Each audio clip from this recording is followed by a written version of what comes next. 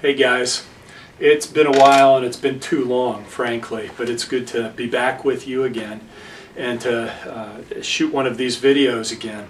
I was going to say thanks to you first off for having prayed for me and my family, for my mom and for my dad over the summer, and you will have heard by now probably that he died actually on July 13. And it wasn't too long ago, actually on Labor Day, that I was home with my mom. And we were going through some of Dad's things, and we came across his old Marine Corps ammunition box. We're digging through that, and I asked my mom at that point, why did Dad ever leave the Marine Corps?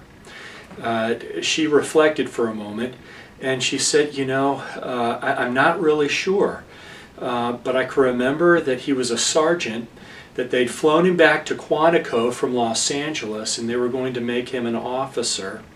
But that month or so that he was there, at some point there was an accident one day, and he was put in the hospital. He was in the hospital for at least a week, and it turned out that the man who had been standing next to him during that accident was killed. And she said, I think that your dad found that hard to take. He didn't want to sign up for a life of that kind of thing, or at least a life where that could happen potentially to him and to our family. And so guys, here's what has occurred to me since. Would you see that, and do I see that as a kind of weakness in my dad, as almost an expression of his inadequacy? He didn't feel up to it, and so he left the Marine Corps. On October 6th, we're going to be talking about issues of inadequacy that we as men feel.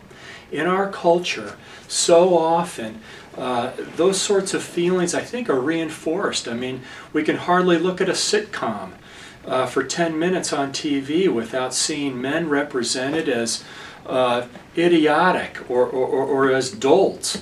And so often even represented as jerks. That makes me angry at times, but because I do feel my own shortcomings. I feel my weaknesses. Paul in the Bible so often felt some of his weaknesses and was even accused of having been a weak man by churches like the church in Corinth.